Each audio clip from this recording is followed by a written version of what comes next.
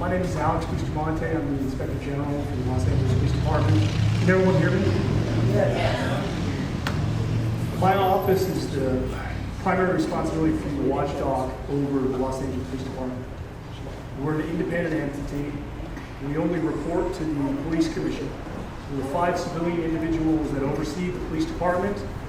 I report directly to them. I don't report to anyone inside the department at all. So my main responsibility is to investigate matters and report on findings to the commission so they have an idea of what's going on in the police department and they can change policy or affect things that need to be changed or tweaked in order to better reflect the social mores, the values, the views of the community. Just to give you a little background of my office, the Police Commission's been in existence since the 20s. In the 80s and 90s, so some of the challenges of LAPD, the Inspector General's office became part of the city charter in 1996.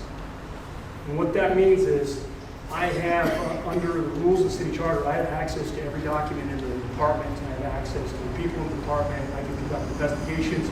I basically have the same powers as the Police Commission does in doing my duties and my due diligence. My office, which is about approximately 40 people, is broken into 3 sections. Use of force. We have a team of special investigators that look at and review use of force and report our findings to the Police Commission. We're not influenced by the department. We give our own independent assessment to the Police Commission. And so everyone understands, the people in my office that are responsible for this are all civilians. They're not hired by LAPD. They've never worked for LAPD. Those are my special investigators. They will do reviews of use of force and report all the findings to the Police Commission for their analysis. So the department is going to supply its own report. We, on serious uses of force, will actually supply an independent report and brief the commission along the way. I also have a complaint team. That team reviews complaints by the department, internal department, also from the community. So if a community member thinks they've been mistreated or have been poorly, there's been poor customer service, or there's been some kind of misconduct that has been performed by the police department, a particular person, they'll make a complaint. It will go through the internal process by the department, and my office will review and audit that to make sure that it's actually being investigated the right way, nothing's being swept under the rug, and that things are actually being handled in the appropriate manner. The last section I have is an audit team. I have an audit team that goes into reviews and looks for patterns, looks for issues within the department, and tries to bring those issues up to the Police Commission. So my responsibility primarily is to act as the eyes and the ears of the Police Commission. I go in, I do my investigation, my team does their thing, and we will do anything from reporting informally to police commissioners to know what's going on, or we'll do public reports in which we detail everything on there. A little bit about my background before I start calling people. Prior to my taking this position, I was a federal prosecutor in the U.S. Attorney's Office. And my responsibilities were, among other things, civil rights. So I bring that background into this job right here, and that's definitely the focus that we have, is looking at things being done the right way, being investigated the right way, so that the Police Commission and the public have faith in the department.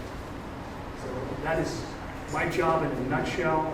I think I probably want a little bit more time to go over some more specific questions that might interest people, but that's a kind of a 20,000-foot view.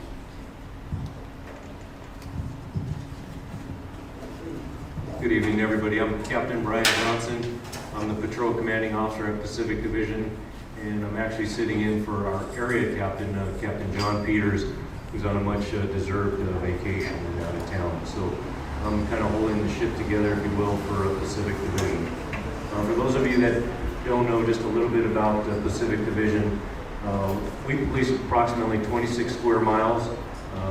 We go from obviously the Santa Monica border down to El Segundo, and just about everywhere in between, bordering by Culver City, Inglewood, parts of the sheriff's jurisdiction, and Wilshire and West LA. I've been with the department for a little over 23 years. I've been assigned to Pacific Division since last October when I was promoted to captain, and so I've been your commanding officer of the patrol force since that time. I know some of you and have met some of you through various meetings, and look forward to answering your questions as we move forward. Thank you. Thank you. My name is Mike Bonin. I'm the Chief of Staff to Councilman Rosendahl, who represents the area. First of all, just a quick word from the councilman. As most of you know, Bill was diagnosed with cancer and began treatment on August 1st. He actually has been undergoing treatment for a few weeks. He's starting chemotherapy tomorrow, and he's actually doing right now better than he has been doing since his diagnosis. He's more mobile, more strong, more out of pain, certainly more actively engaged. We've had 3 days of meetings at his house with all sorts of folks, from neighborhood council leaders to members of the government of the city of Santa Monica and stuff. He wanted to say tonight thank you to everybody who has reached out and given him a gift or a card or said hello or prayed for him. He also wanted tonight to express the fact that he was praying tonight for two things. One, that there be a spirit of reason and calm and conciliation, and two, that the process unfold and that justice be done in a way that is clear and transparent and that everybody can have full faith in. Our role in this process as a council office is to be neither judge nor jury of the accused or the accuser, but to make sure that the process that unfolds is one that everybody has faith in. As I said to the captain the day after, or day or two after the incident, one of the worst things that could happen is if there was a process that unfolded, there was a decision that came about, and after the fact, someone in the community said, I had testimony, I was a witness, I tried to come forward, and no one returned my call, and no one heard me. So what we want to be able to do is, if your voice isn't being heard in this process, we want to make sure that we can help make it be heard. But the one thing that we did want also to point out is that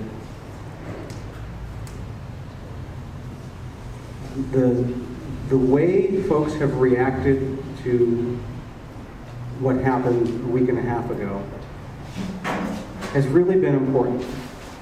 It is very easy in a time like this for people to retreat back instinctively to anger, to rage, or to defensiveness, and we go back to our usual positions of being opposed to each other and antagonistic. And in the days since this incident, which has troubled this community greatly, I have seen Stan and Melvin, I've seen the pastors from this neighborhood, I've seen the LAPD, and I've seen community leaders sit down and try to discuss how we can make sure this process is fair and transparent, but also discuss how we can move forward together and heal the community and make something better as a result of this. So I'm really happy that this meeting has been put together. Thank you, Naomi, for being willing to moderate it tonight, and look forward to being here and answering whatever questions people have.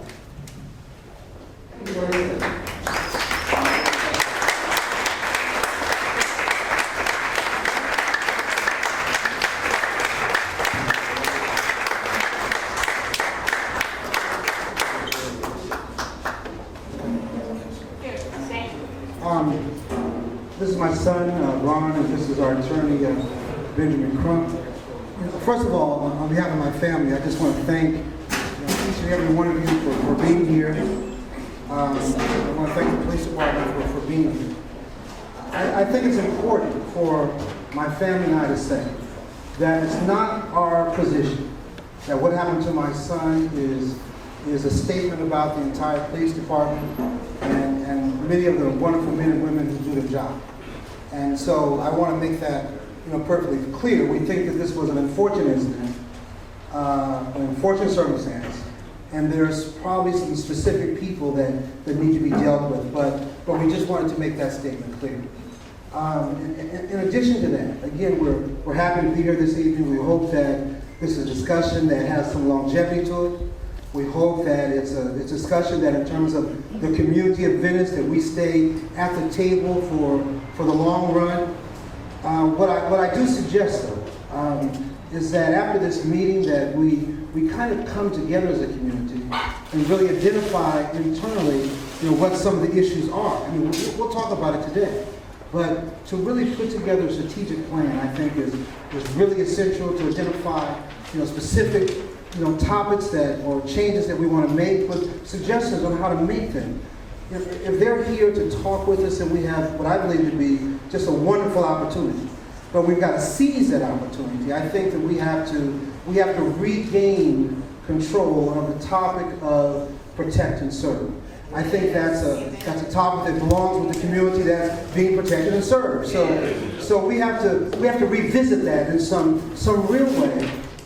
Come to a really clear understanding of what that means in a diverse community like the Venice community. Does that make sense to everybody? Yeah. That's right. So I hope that those of you who are concerned, those of you who are stakeholders, that you will continue to engage us in this conversation. I'm going to be involved in that conversation. We're going to really put together, some really functional plans and strategies that will allow us to live in the community in peace, allow them to do their job in an effective, equal manner, and allow Venice to be the community it's supposed to be. That's all I want to say.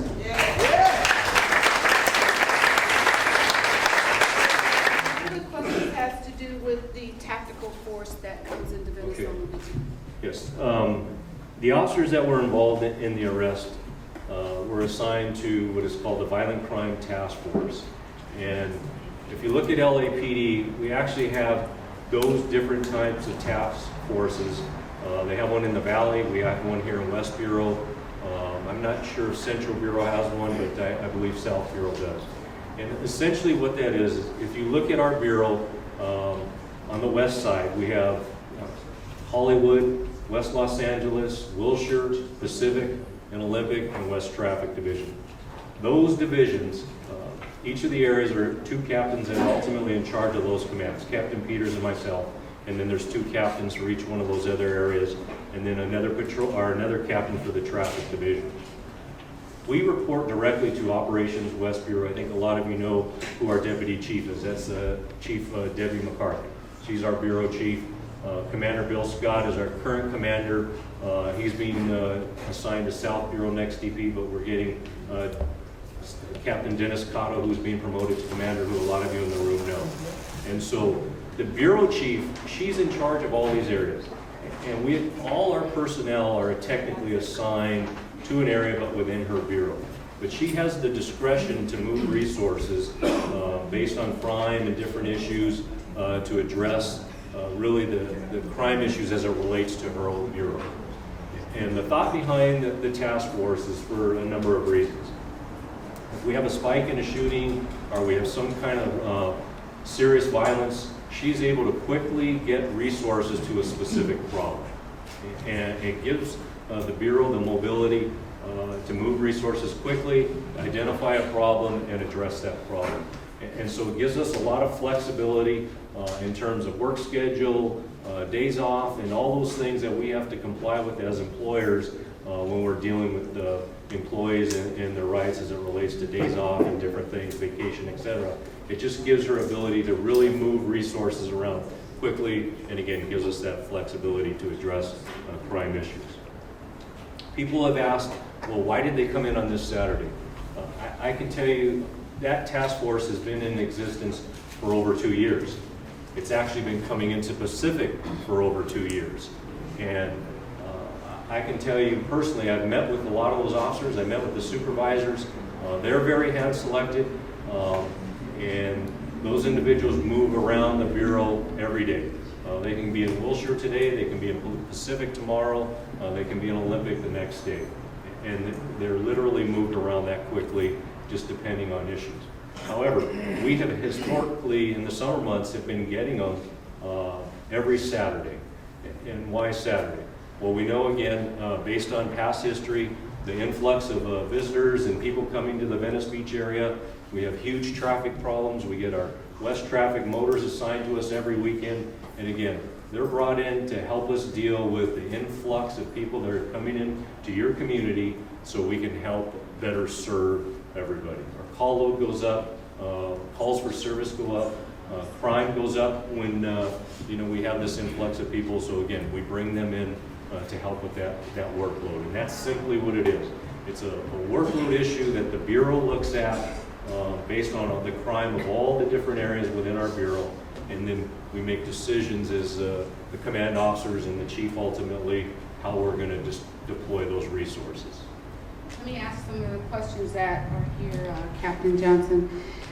In reference to what you just said about the special task force coming into Venice on Saturdays to deal with the particular influx of crime, most of the incidents that we have are with people who live here in the community, not people who are coming to the beach or coming back and forth.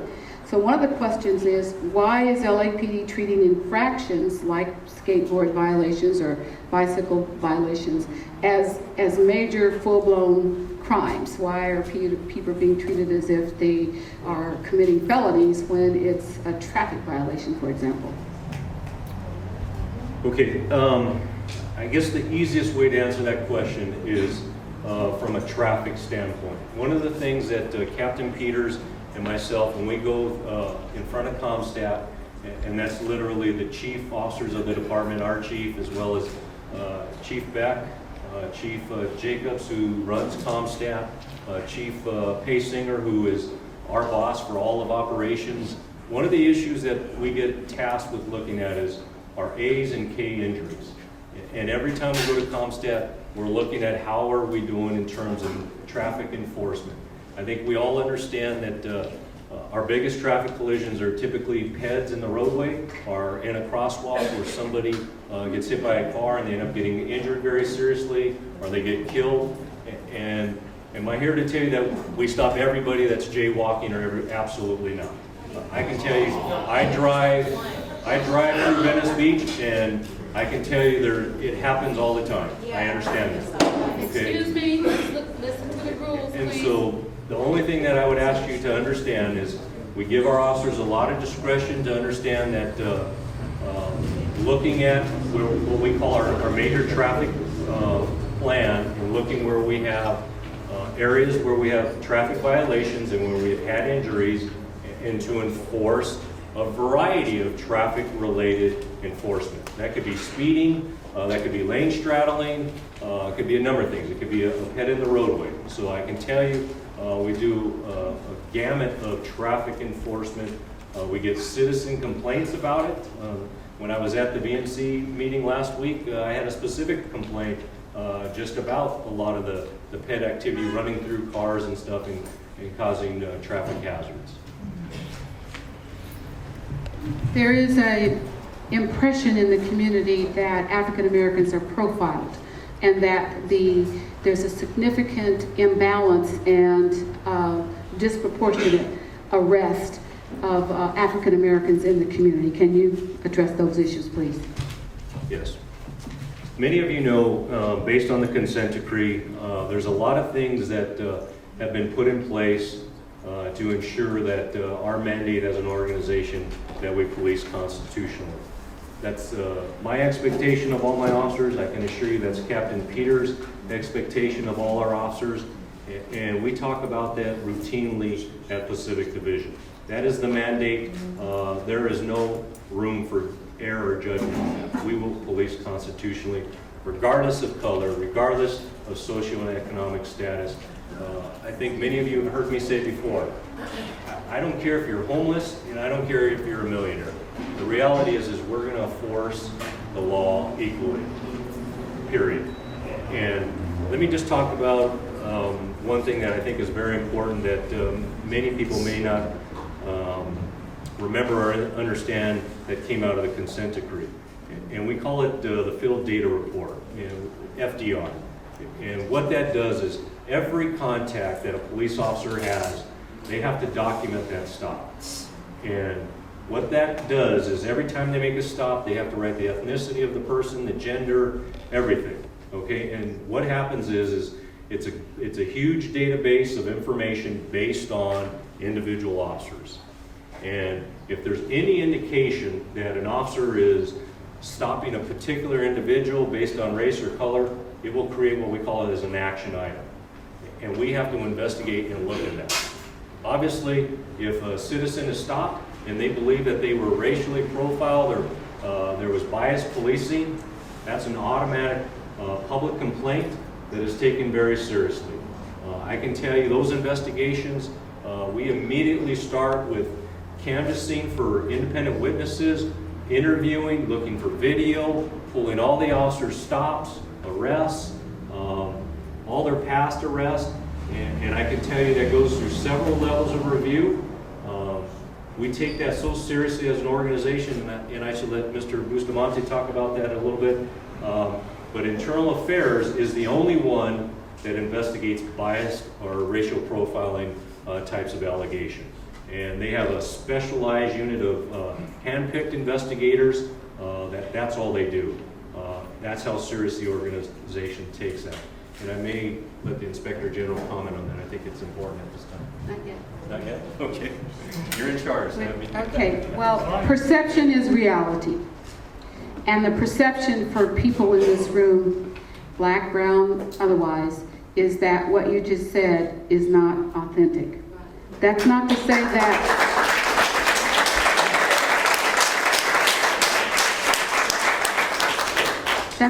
that it's not true. I'm just saying that people operate on their perceptions. So what is it that the LAPD can do to help the community understand that what you're saying is authentic, that when there are complaints, that they are investigated? What is it that we can do with the LAPD to have the community feel more trusted in what you're doing and what you're saying?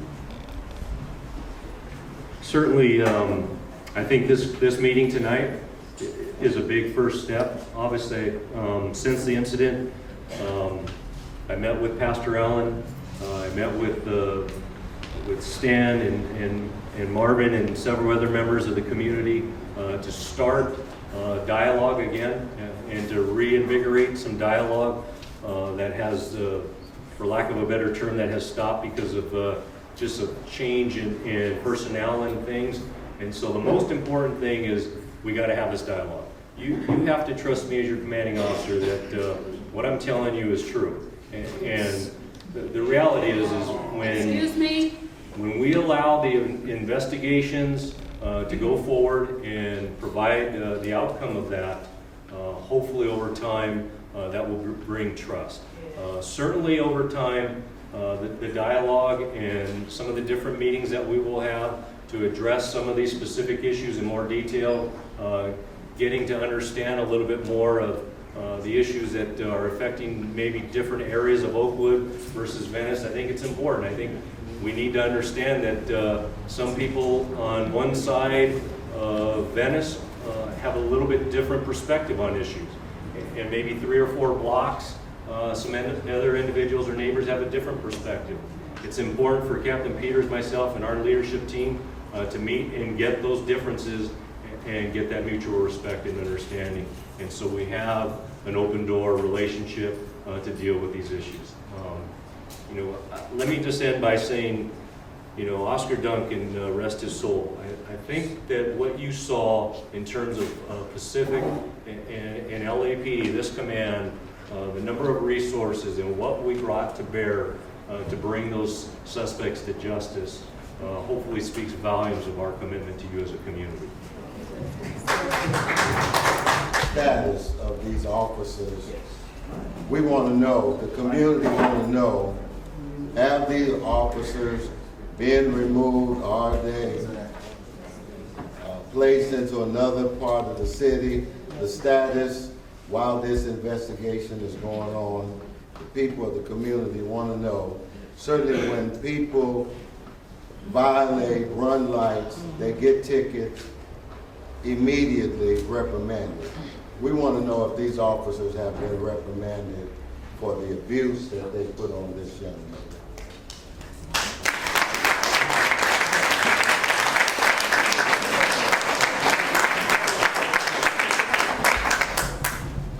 was at a meeting yesterday with Chief Beck, Chief McCarthy, and several others as it relates to the incident. And because it is a personnel matter, there's a formal complaint that has been initiated against the officers. There's just a lot, for those of you that own businesses understand, it's an employment issue, the employee rights, so I can't talk about that investigation. I can tell you that Chief McCarthy and Chief Beck talked specifically about that, but I'm not privy to those conversations. So the officers, again, were not assigned to Pacific Division. They're assigned to Chief McCarthy at the Bureau, and so that's a personnel matter related to specifically for her and Chief Beck. So I don't know the answer to that question if they've been removed. They are not VC or the Violent Crime Task Force has not been back to Venice since that incident. I can tell you that.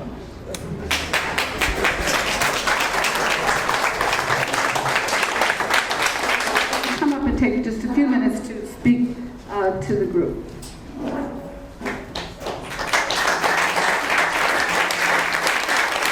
Thank you, Ms. Chairman.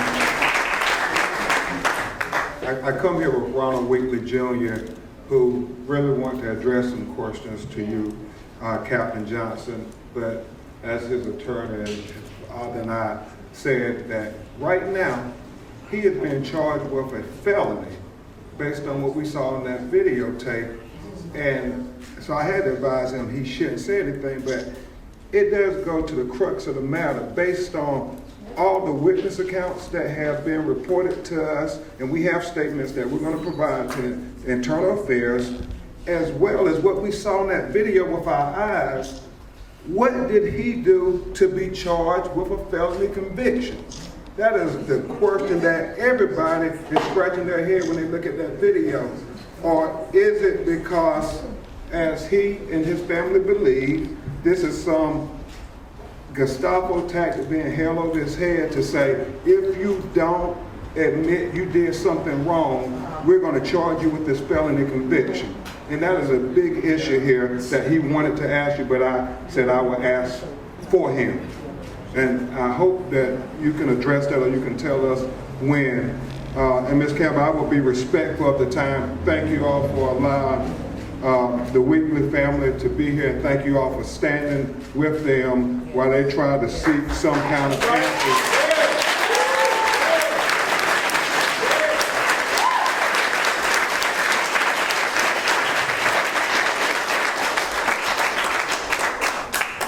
The questions that he and his family have very specifically, and if you can answer them, we'll appreciate it. If not, if you can tell us when they can be answered, that would be greatly appreciated, not just for his family, but anybody who cares about justice. First of all, why was Ronald confronted and assaulted? He and his father were given two different reasons that really seem to be pretextual. And I know some of the community here expressed that they thought it was racial profiling. Well, they believe it was racial profiling as well. Yeah. Yes. Okay. Order, please. I will not have people yelling out. Thank you. Who was the LAPD officer who was punching him in the face while he was handcuffed and subdued that we saw on the videotape? Number three, as Minister Davis just asked, will he be suspended while the investigation is ongoing or until the investigation is concluded? Number four, when will what we believe are trumped up charges be dropped against Ronald Weekley Jr.?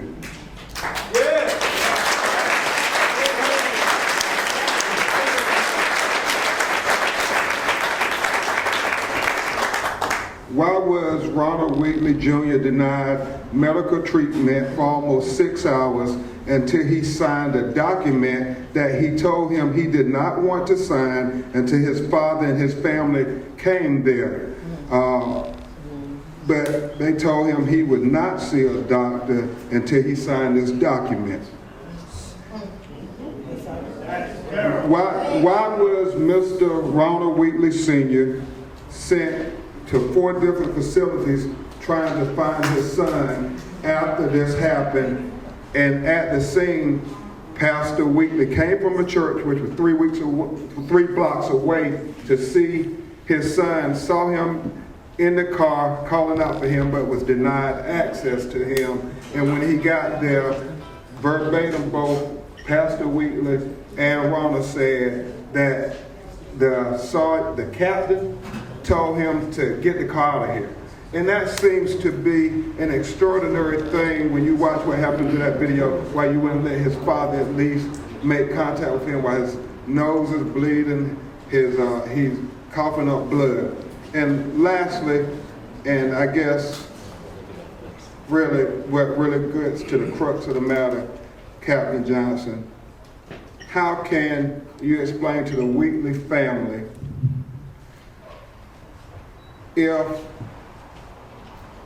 they can have trust and faith that this won't happen to him or somebody else in his community that looks like him, based on what we saw to that video? And those are just questions we have. I won't make a speech or anything. I just want to pose those questions because that's what we really want, is the truth. Mainly, when will these bogus charges be dropped, and this guy who was punching him in the face, who is he, and is he going to be suspended? All right, all right.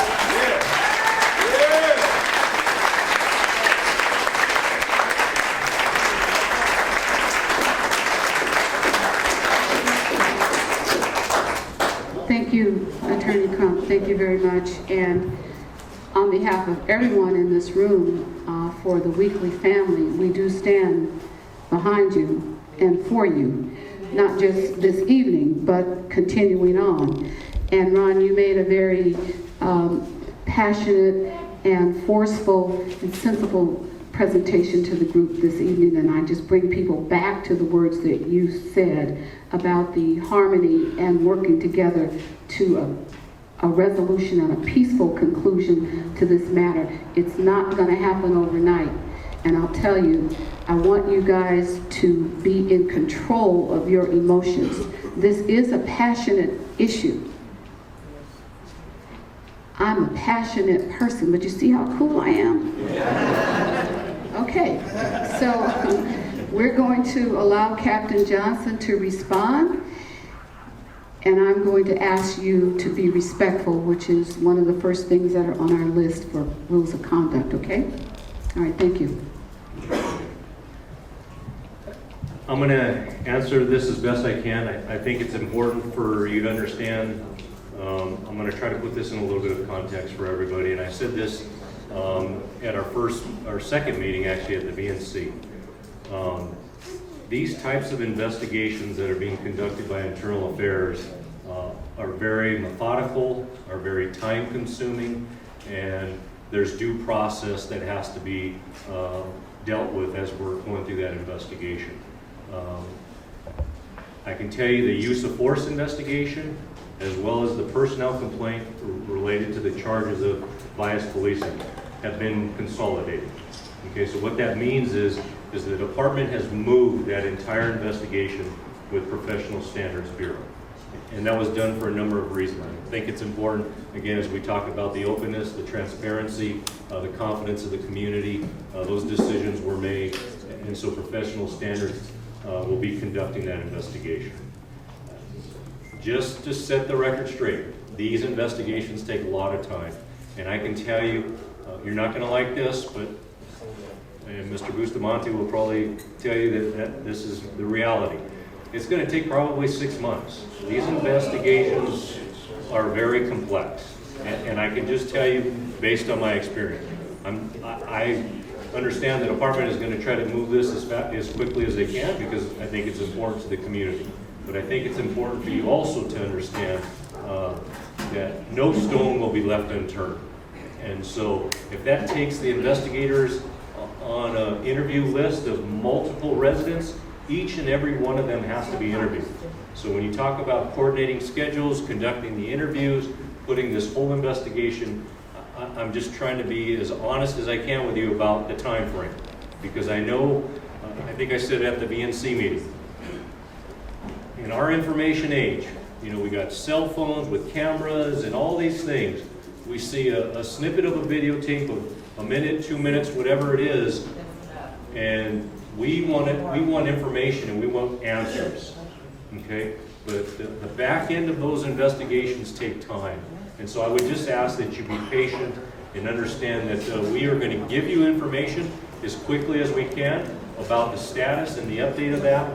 And in these meetings, I will continue to be that person that provides the information. As it relates to the issues about the officer, again, I can't comment on that because those are personnel matters and I can't release that information. And personally, I don't even know who that officer is. I looked at the tape, but I don't recognize him. I don't even know who he is. I know he's been identified, but I personally don't even know his name. Will that be made to the public or? I think at some point, absolutely, it will be made public. Okay, but I just don't have that information. Excuse me, As it relates to the charges, I think Mr. Thank you. I just want to remind everybody that this is not the courtroom, and we're not going to try the case, but we're going to try to get you as much information as we can so that you know where we are and where we're going with this. So I've asked Mr. Bustamante from the Inspector General's office to speak a little bit about some of the things that Attorney Crump brought up about the charges and how we move forward on those. And again, I'm going to remind you of the time because Pastor Davis is going to do the benediction and it's almost 8 o'clock. So here you go. Yeah. I'll try to speed things up a little bit. As far as the investigation goes, I came all the way from South Central LA. And I'm very concerned about this young man being beat while handcuffed. So, no, the police are on order. That's why we're here. So go ahead, sir. Where's the Q&A? Everybody's speaking to the people. You hard the mic up the whole night. Where's the Q&A?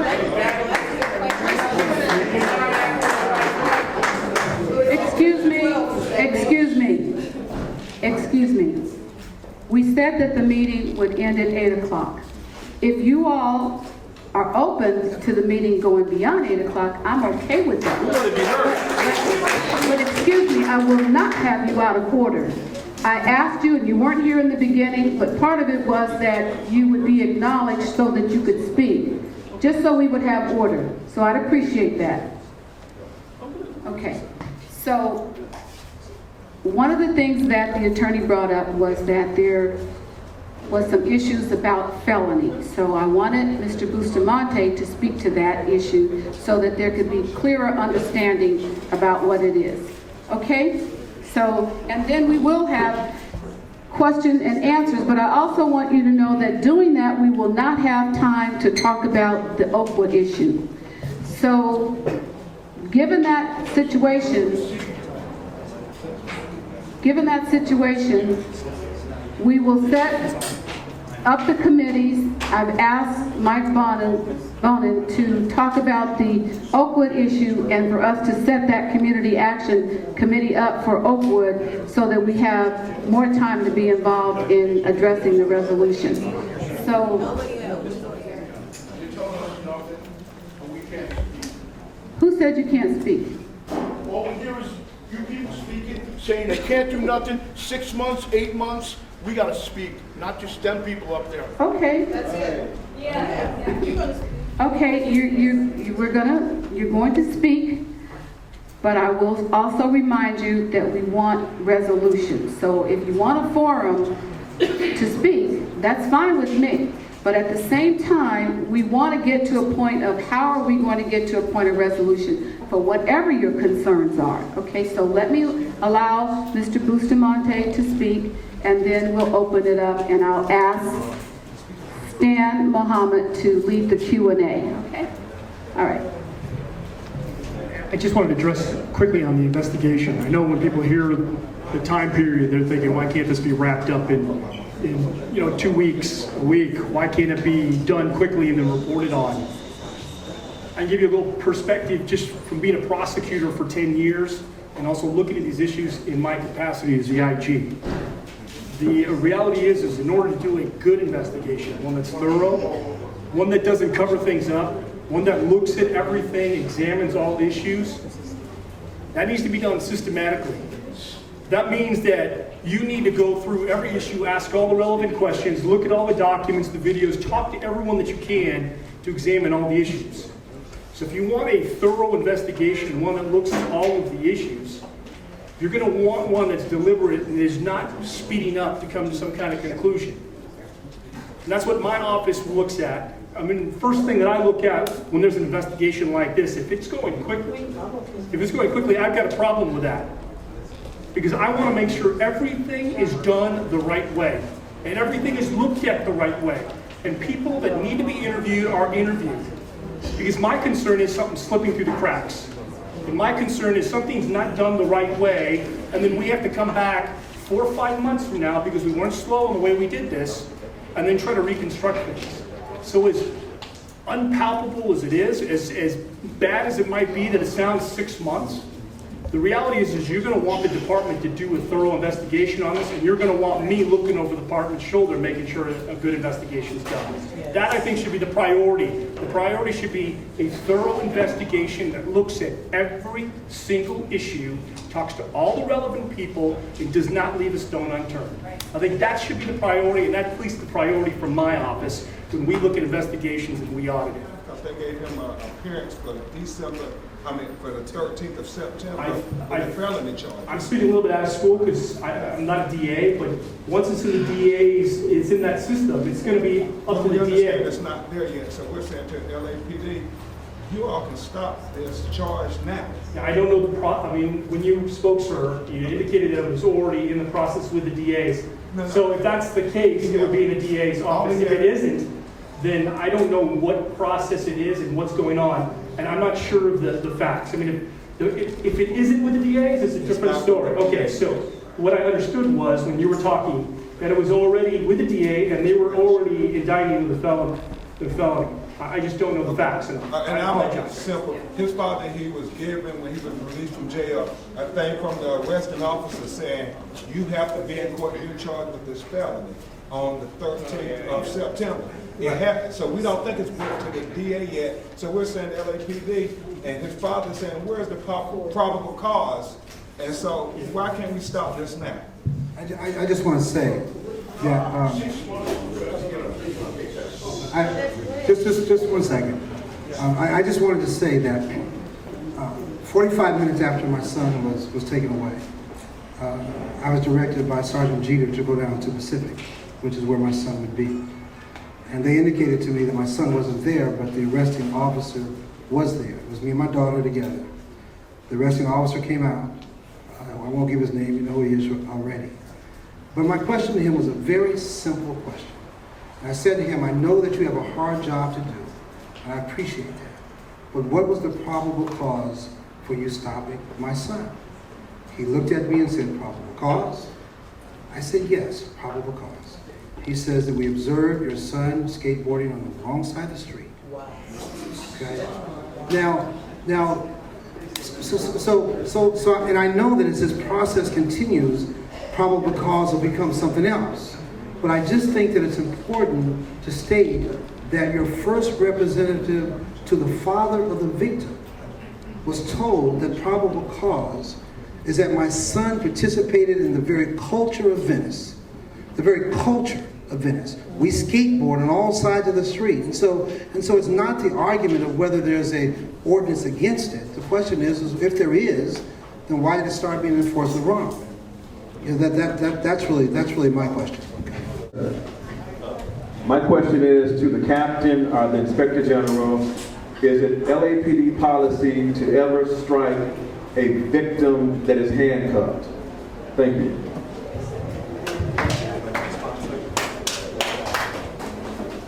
If a suspect is handcuffed and subdued, no, we would not. That would not be authorized here. We move on. My question is to the gentleman on the end. In regards to Bobby Neal Lott, Alex. I've been in Venice since 1953. Is there such thing as constitutional policing? Yes, there is. We have the department has a very robust system that looks into that, and that's one of the things that I'm charged with doing and looking at for the commission. Because that's a very big issue of Commissioner Mack and the rest of the commissioners, is constitutional policing issue and ensuring that the police department actually respects the rights of every individual regardless of race, gender, religion, whatever. Next question. Next question.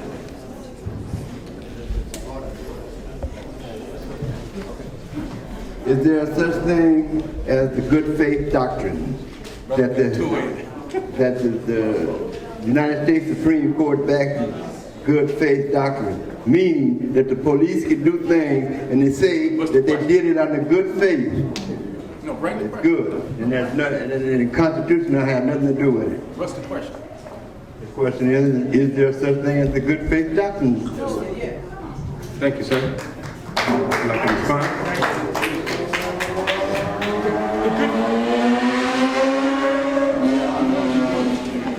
I think if he's referring to good faith doctrine, that deals with illegal searches and seizures, actually. It's a Fourth Amendment search and seizure issue. It's a good faith. It's an issue different than the issue here as far as use of force. But there is a good faith doctrine. It's an entirely different system. It deals with whether or not there's a particular search of a house or a location and what the intent of the officers were doing that. But it doesn't really apply to the issues we're talking about here. Thank you. Next question. My name is Rosina, and I'm of the Venice Community. I have more of a, it's a question within a comment. It's kind of combined. And it's part of a solution that I would like to see happen, is that when there are new policemen brought into our community, I know you sit down and do a shift exchange every morning and you do briefings on what's been going on in the neighborhood and in the community. What I would like to see is when you bring in policemen, not only do you do the briefings, but I would like to see them come out more and learn the community instead of judging a book by its cover by what they've been told of what's been going on in the community over years and years. I would like to see them participate more and get more involved with the community. I have a 14-year-old son, and he told me yesterday, I need my house keys and I need my ID. He was real frantic about it. I said, why do you need your ID? He said, in case I get stopped by the police. And that just flattened me. He's 14, he shouldn't have to worry about being stopped by the police. So I would just like to see, is there a way that you can kind of get your officers and to plan something where we can get to become more acquainted with each other in the community so that there's not so much police brutality and racial profiling in the community going on?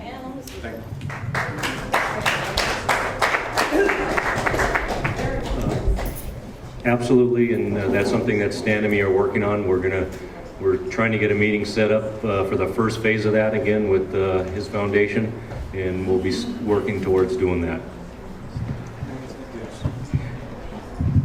You know, it occurs to me as I was sitting here listening tonight that outside of Venice, outside of the west side, there are 3 communities in Venice, 3 neighborhoods that people know about. Oceanfront Walk, and people hear that it's hip and entertainers and all sorts of stuff. Venice Canals, they hear it's idyllic and it's unique. Outside of Venice, when people hear about Oakwood, they don't hear what's true about Oakwood. They hear one of 2 things. They hear high crime area, a lot of gang stuff, crack, or they hear, oh, that's a place where you can get a steal on a nice house and you can make it in the market. But that's not the truth about Oakwood. And we, as a city government, the tourism industry in Los Angeles, the real estate market in Los Angeles, even the LAPD, we don't talk about Oakwood right. We don't enough say, Oakwood is a community where you can find families that have lived there for 4 or 5 generations.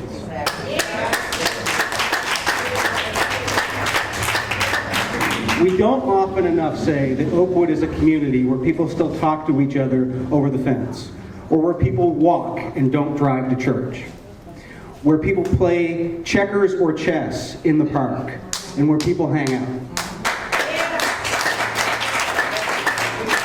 And part of what we as a city need to do better is make sure that everybody in Los Angeles, and particularly new officers who come in, know that the way you think of Oakwood is not as a high crime area, but as a place with rich history and strong families. Now, not everyone gets to know Jatan Valentine or Stan Muhammad for 15 years. But there's ways to teach them that, and I would like to challenge the arts organizations and the community organizations in Venice, and I'll try to match it with some cultural affairs money, to try to get young people in Venice to do oral histories, and to try to find a way to have videotapes that we can show the real estate industry and the LAPD, this is what Oakwood is really like, and so that the truth about Oakwood is known. The other thing that this touches on is the Park Advisory Board and the Oakwood Park. A lot of people have issues about how all this plays into stuff. The Park Advisory Board has not worked or has not worked out over a number of years. What I'd like to see is what Pastor Allen said at the beginning, is we've tried certain things again and again, they haven't worked. So let's try things differently.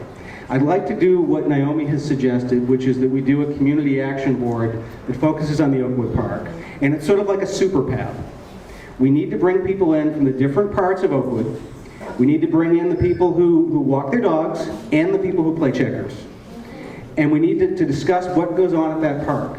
But we need not just a park director in that. We need the senior lead officer there. We need either a human relations commission person or someone with the negotiating skills of Naomi so that we can actually have a thorough dialogue and clear the air. So that's what we'll try to do. My question is, my name is Pam McCray. My question is, why is it when they arrest you, they beat you up, then they want to take you in a room saying if you want to sign this document, we'll let you go right now? That's my question. Thank you. Would you like to respond, sir? I don't know what you're specifically talking about, but we can talk to you after and we can take a complaint if you're making an allegation of misconduct against a LAPD officer. Captain Johnson, David Ewing. I want to get back to the question that the attorney, Mr. Crump, asked, and which was about whether this officer is still on the street. I understand that there's a personnel question, whether he's fired or whatever, but in the meantime, his assignment, there's a question of how you can assure the community that their interest is foremost in your priorities. If you can't assure them that this officer is no longer out and about in the community pending the outcome of the investigation. You don't even know who he is. You don't even know who he is. The department knows who he is. He's been identified. I will get that information from OWB and I'll report back to the community on that status. He doesn't know who he is.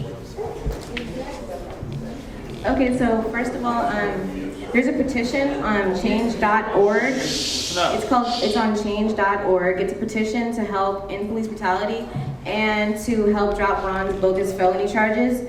Just click on petition, change.org, and sign it. It's fast and easy. It takes 2 seconds. And then I had a question. So you said you had a plan. You guys have a plan to stop this traffic and skateboarding. What's the plan? Thank you. I don't know if I said I had a plan to specifically stop traffic, but Help it out or something. What plan were you talking about? If I remember the question, I think somebody was talking about how are we going to interact with the community, and I said Stan and myself and several officers from my station, we're going to create some of these meetings so there's interaction between the community at the grassroots level of police officers as well as the community to discuss these issues as it relates to skateboarding and all those other issues. You didn't address the question. Okay, so you said that you guys have been getting complaints, and so there's a procedure. You said that you guys have been getting complaints from people in the traffic saying that people are messing it up. I don't know what they're doing because I've been doing it for 23 years, never been stopped, hasn't seen anybody get stopped. And so you guys have a plan for this. And I just want to know, when did it start? What was the plan? And did it start with Ron? I misunderstand. We have it's called the Master Traffic Plan. And basically West Traffic looks at all our A's and K's, all the traffic collisions that involve pedestrians as well as vehicle versus vehicle. And we look at those intersections in different places within the command where there's traffic accidents. And then we do enforcement as it relates to that. In addition to that, we get citizen complaints all the time about vehicle speeding, running stop signs, all different types of traffic violations. And we also deploy to do traffic enforcement related to those. The process of the investigation. Why two parallel investigations at the same time? IA has the ability to refer an indictment. The Inspector General's office has the ability to refer it. Why two parallel investigations? What will be your timeline? What will be the LAPD's timeline? And will these two intertwine? I think I answered that question earlier. Professional Standards Bureau has taken over the use of force part of the investigation, and it will be done concurrently, the use of force and the allegations of biased policing.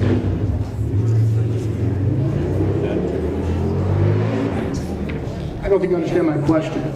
You have two parallel investigations going on at the same time. Not anymore. So now everything goes through IG? Okay, thank you. My question is, why beat the heck out of the guy when he's on a skateboard on the wrong side of the street? I don't understand this.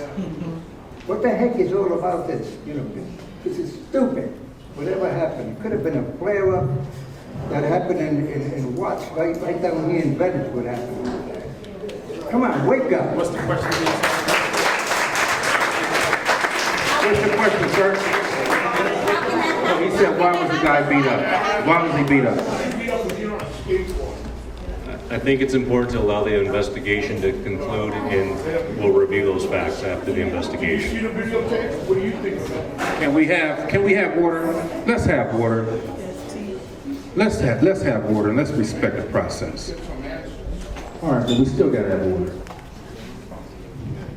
Hello, I have two questions that I still have not heard answered. The first one is, and I can understand why your investigation might take 6 months. I want it to be thorough rather than fast.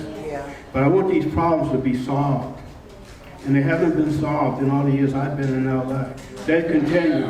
And we remember that Rodney King, that investigation and trial took more than a year, but we see what the outcome was. So the time it takes is no indication that we will receive justice.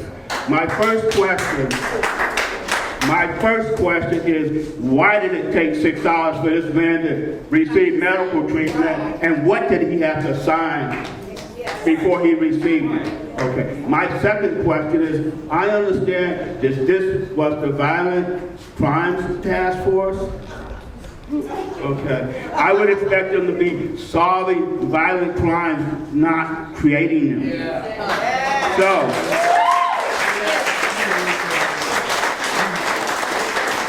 So my second question is, what was a Violent Crimes Task Force in Venice during pulling over a kid on a skateboard for, if it's a traffic violation, is one I see committed dozens of times a day, every day in Venice.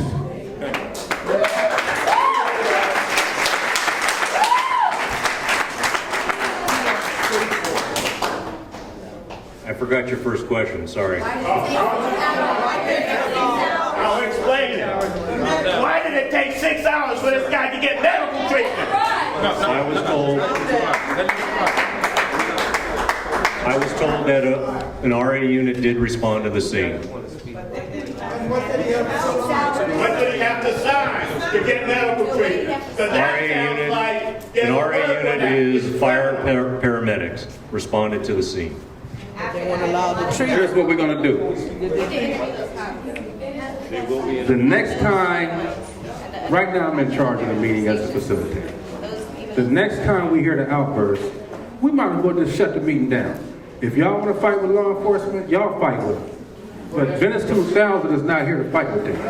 The bottom line is this. We don't have enough time to deal with the crux of the matter.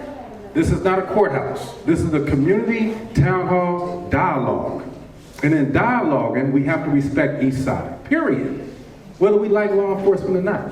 we have to respect the process. All right, and let's respect everybody in the room. If I start screaming and hollering at you, you're not gonna like it, regardless. So let's respect the process. We have an attorney present. We have a brother who was beat up present. This stuff is dear to our hearts. And I'm speaking on behalf of Venice 2000, and y'all know what we've been doing all these years. So it's not about likes and dislikes, it's about respecting the process, man. So let's do that. All right, and get up out of here, and then we can come back at the next meeting and continue the dialogue. Thank you. Thank you. First, I have to say thank you. I am so grateful to your family for standing up for all of us and to be the catalyst for change and healing. So my heart and my love goes to you. I mean, we're all here. Okay, so I have a couple questions. First of all, did you see the video? Yes. Do you think it was okay? I have no comment at this time. Okay, and another question. You get back in line. Lydia Ponce, I'm doing a power play. I'm going straight to the point of my questions.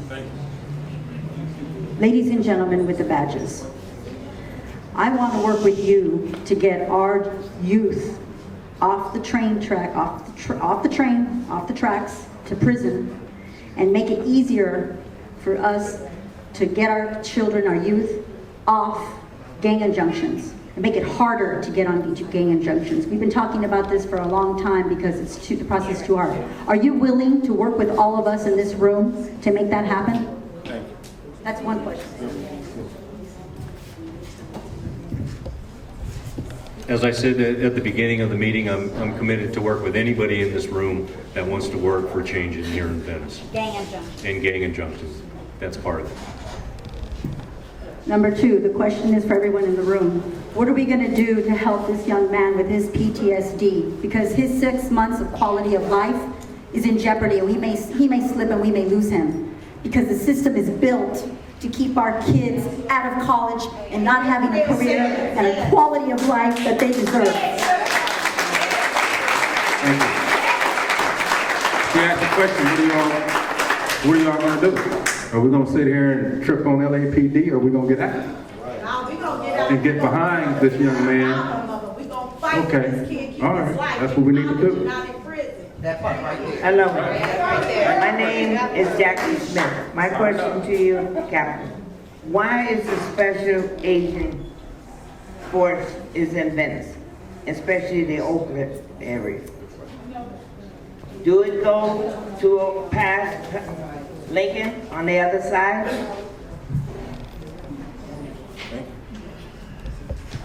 As I stated earlier, they come to Venice typically on Saturdays because of the influx of people coming into Venice Beach. They work the entire division. Sometimes they're up in the Palms area where we have burglaries and burglary from motor vehicle as well as GTA problems.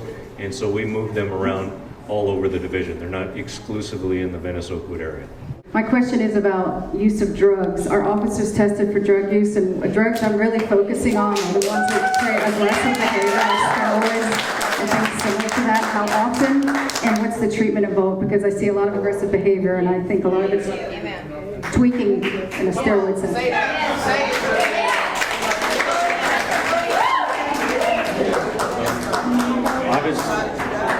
The LAPD has a zero tolerance for drugs.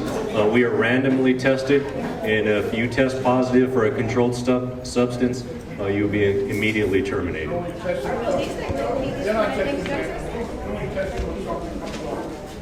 Come on now. Okay, I have a question. Yeah. Talk in turn. Okay, so are police who go through these kind of things drug tested? After. Like, is it a procedure, or it's not a procedure, you guys don't drug test them, or what? Unless there's some indication that they're exhibiting signs of being under the influence, it will still be on a random basis that they're drug tested. Okay, so the answer's no, right? Unless they have exhibited signs of being under the influence. Okay, so my question is, why was the crime for stopping a skateboarder? The specific section is actually 21956A of the vehicle code, which is a pedestrian in a roadway. Somebody riding a skateboard in the roadway falls under that section of the vehicle code. So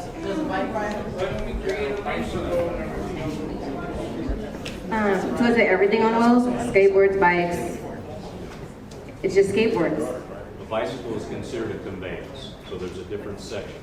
Okay.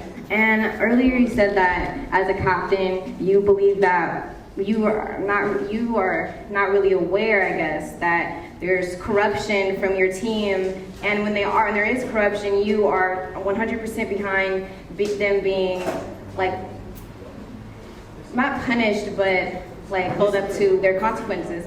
So after hearing all this, and there's going to be way more stories to come and things and complaints, do you still think your team's correct?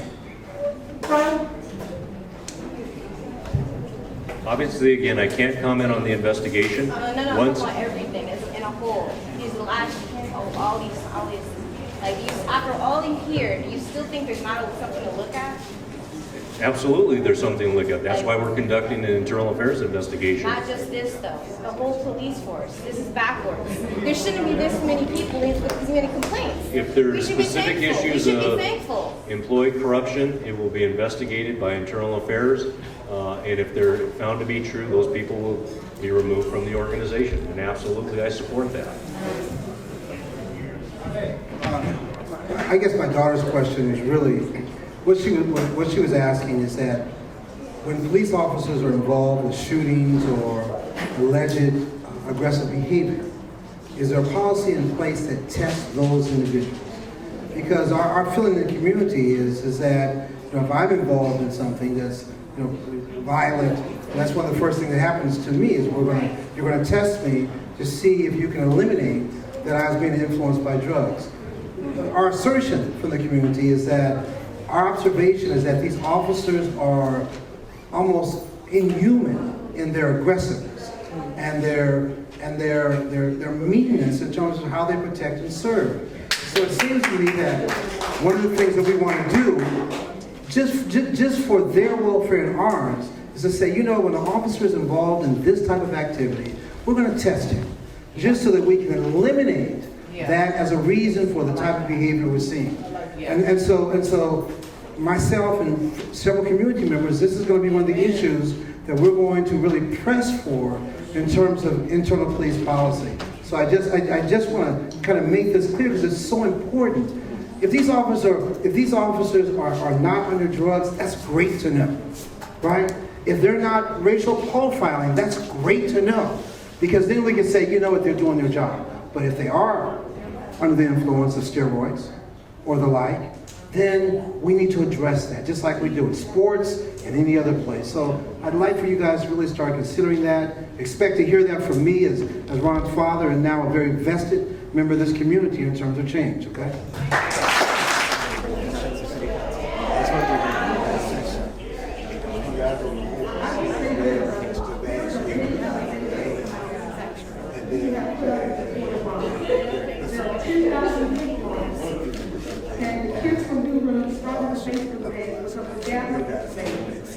If you have information about beatings or harassment in this area, find your Facebook page, find me, I will give you the link.